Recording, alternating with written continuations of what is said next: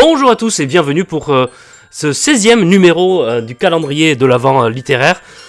Nous sommes le 16 décembre effectivement et il reste même pas un peu plus d'une semaine et un jour avant le grand jour du réveillon du 24 et notre tout dernier épisode qui se rapproche de plus en plus. Je sais pas si vous y croyiez vous quand j'avais lancé ce défi, mais finalement, petit à petit, ça se fait, et je sens maintenant, c'est sûr, maintenant, on va y arriver. On va arriver au bout de ce grand défi du calendrier de l'Avent littéraire. Chaque jour, une anecdote, et chaque jour, j'ouvre une case de mon calendrier, une thématique qui m'est imposée. Je dois vous trouver 5 idées de cadeaux ou 5 idées de livres à vous faire offrir pour Noël, ou même à lire de toute manière, de manière générale, même si vous regardez ça le 3 juillet 2025, bonjour, si vous êtes le 3 juillet 2025, n'oubliez pas votre crème solaire pour aller à la plage.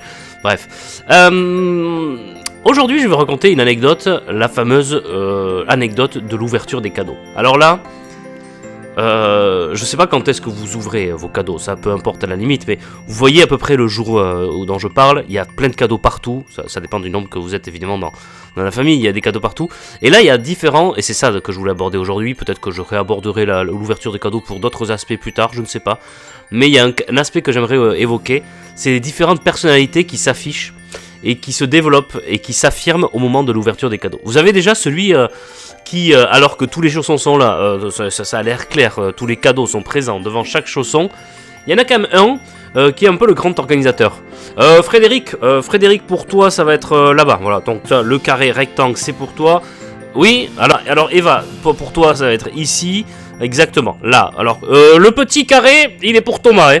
Non, mais je sais bien qu'il est à côté du chausson d'Edouard, mais non, c'est pour toi, Thomas, hein. D'accord ? Ok, Pachi, oui, non, mais Adrien, il fait toujours du droit, oui. Mais toi, c'est derrière le sapin, voilà.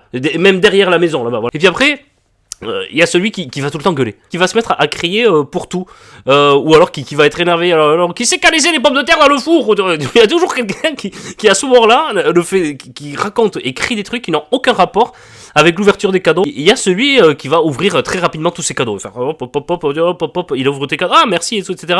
Hop, tu veux que je t'ouvre les tiens? Non, ça va.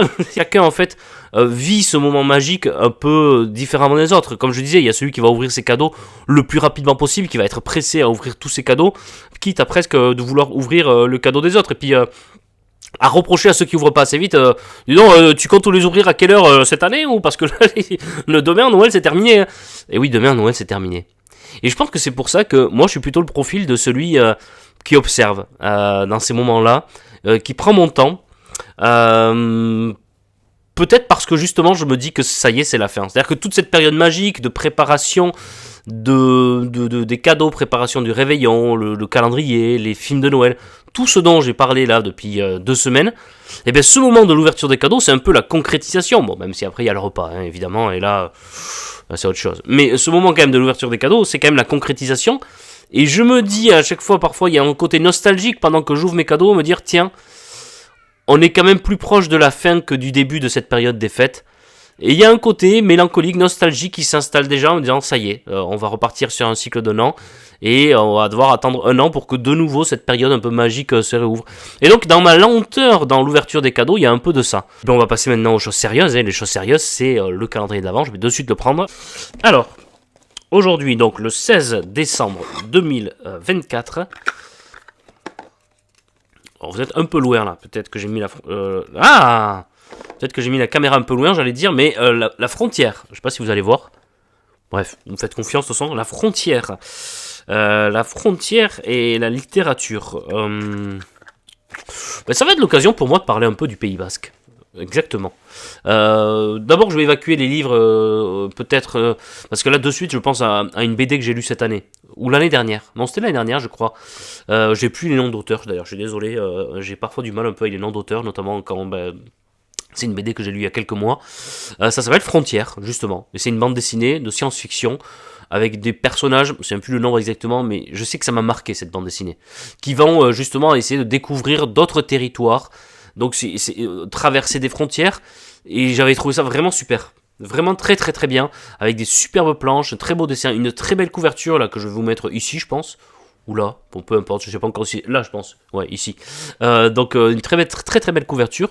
Et si vous connaissez des gens qui aiment bien la science-fiction, Asimov, même Hugo Way, ouais, ou je pense aussi à l'auteur de Fahrenheit 451 qui a fait Chronique martienne, Ray Bradbury. Si vous aimez bien la science-fiction, ou si vous connaissez des gens qui aimaient la science-fiction, vous pouvez leur offrir carrément cette BD. C'est un beau cadeau, je pense, à faire pour Noël. Et j'ai plus non plus la maison d'édition, donc je suis désolé.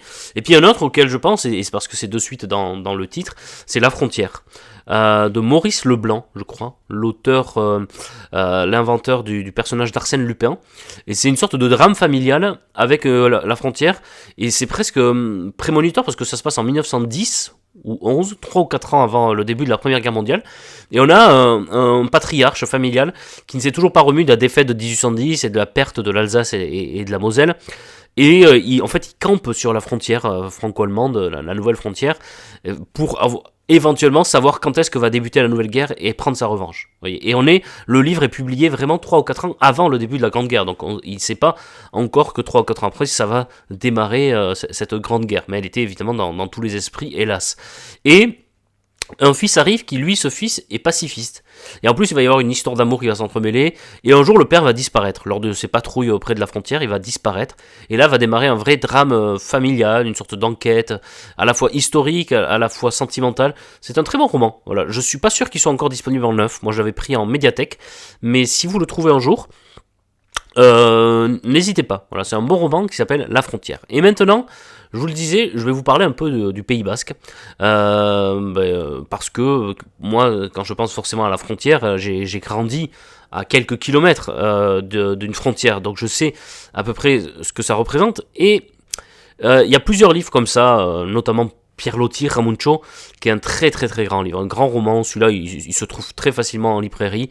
Donc si vous êtes au Pays Basque et aussi vous aimez Pierre Loti, si vous avez envie de vous intéresser à cette culture, je trouve que Pierre Loti, début du XXe siècle, il a réussi à décrire avec une grande émotion, une grande admiration qu'il avait pour la culture basque, cette culture basque et à la fois les travers de la culture basque, l'église le dimanche, la pelote basque, les chants, la contrebande aussi, près de la frontière, le fait de faire de la contrebande. À l'époque, Ramuncho, il le fait, et puis il tombe amoureux de cette gachoucha gracieuse, qui, elle, est menacée de rentrer au couvent. Enfin, c'est un très grand roman. Moi, il me touche énormément. Autre sur la culture et sur la frontière franco-espagnole au Pays Basque, ça s'appelle Rêves oubliés. Un roman exceptionnel. Alors là, pour le coup, exceptionnel. Rêves oubliés de Léonor de Recondo, qui a eu un grand-père, je crois, ou père basque, je sais plus, espagnol en tout cas. Et en fait, ça raconte l'histoire de cette famille. Donc ça doit être son grand-père, je pense. Parce que vu la génération, ouais, je pense que ça doit être le grand-père. Et c'est son père qui avait dû le raconter. Et en fait, c'est l'histoire dans 1936, la guerre civile entre les forces de Franco et les forces de la République espagnole. Et en fait, ils doivent quitter l'Espagne parce que ils sont poursuivis et ils sont menacés par les forces franquistes. Et donc un jour, le père a installé sa famille à Irún. Donc c'est Irún, si vous connaissez un peu le coin. Vous traversez le pont après. Et vous êtes à Hendaye, c'est-à-dire en France. Donc lorsque vous êtes à Irún, vous êtes vraiment de l'autre côté de la frontière. Et il les installe là par précaution, et un jour il rentre et il voit la maison vide. Donc il se dit, bon, ils ont dû quitter la maison, et donc il va les suivre, et il va essayer de les rejoindre. Et en fait, ils sont tous installés à Hendaye, justement, et ils vont s'installer en France pendant toute cette période difficile. Donc ils vont s'exiler hors de leur pays, et ils vont être tristes parce que c'est leur pays, c'est leur culture. C'est un très grand roman avec des personnages très attachants, une mère notamment qui est exceptionnelle, avec son journal intime qu'elle écrit tout au long du roman. C'est un très grand roman. Donc voilà, j'ai beaucoup aimé et je vous le conseille vraiment très chaleureusement. Et puis enfin, je vais aller le chercher. Je pense à un livre justement sur le peuple basque, voilà, sur le Pays Basque, sur le peuple basque, sur l'histoire du Pays Basque. Je vais le chercher et je reviens. Ça a duré qu'une seconde pour vous.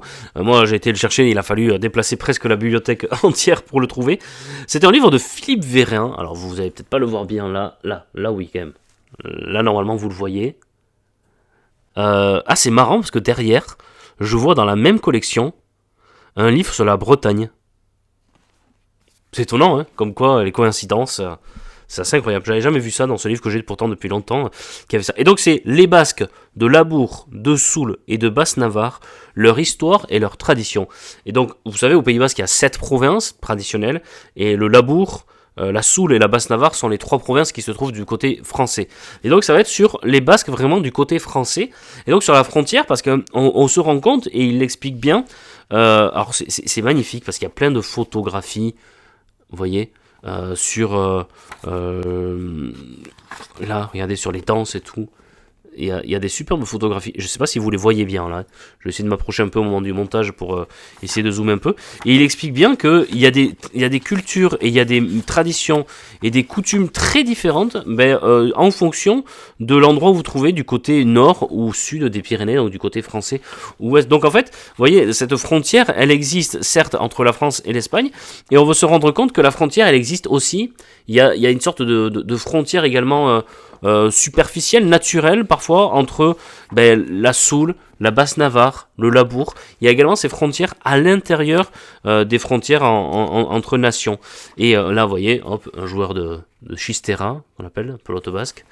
C'est un très bon livre. Moi, j'aime beaucoup ce livre. Ça explique beaucoup aussi de choses sur la maison, sur l'importance de la maison au Pays Basque. Vous savez que la maison au Pays Basque, mais un jour je vous ferai, de toute façon, je vous avais dit une vidéo que sur cette culture-là, si ça vous intéresse, mais la maison a une immense importance au Pays Basque. Ce côté très charnel à la maison, et le côté très charnel avec la langue aussi. Et il le dit dès le début, en fait... contrairement au Pays Basque espagnol où le territoire géographique c'est un peu restreint, au Pays Basque français, les frontières, on va dire, géographiques de ce qu'on appelle le Pays Basque et les frontières linguistiques de la langue basque sont restées plus ou moins les mêmes depuis le Moyen-Âge. Et aussi, en fait, sur qu'est-ce qu'être basque. Et c'est important ça.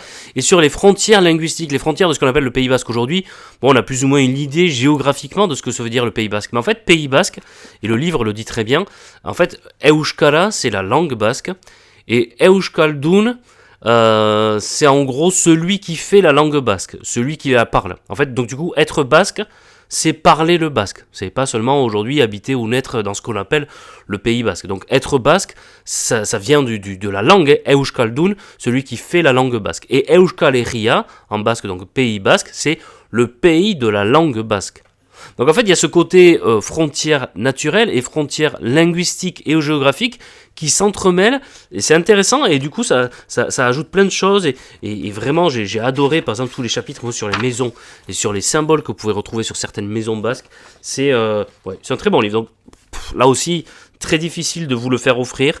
Je sais qu'il y a un super livre aussi qui s'appelle l'histoire du peuple basque, un livre vert, là je le retrouverai, je vous le mettrai en montage si ça vous intéresse, parce qu'il revient plus ou moins sur les mêmes choses, donc c'est intéressant ça, et celui-là il est disponible en neuf, mais celui-là est très bien si vous le trouvez un jour en occasion, chez un bouquiniste, ça doit se trouver, parce que Philippe Vérin c'est quand même, et le livre de manière générale a été fait par des grands spécialistes, donc c'est un livre quand même qui tourne, et que l'on retrouve, et qu'on peut retrouver facilement. Voilà pour cette vidéo, j'espère qu'elle vous a plu, on se retrouve demain, 17 décembre, on sera à une semaine tout pile du grand réveillon du 24. Donc là vraiment, l'étau se resserre de plus en plus. Allez, bonne journée et à demain pour de nouvelles aventures littéraires.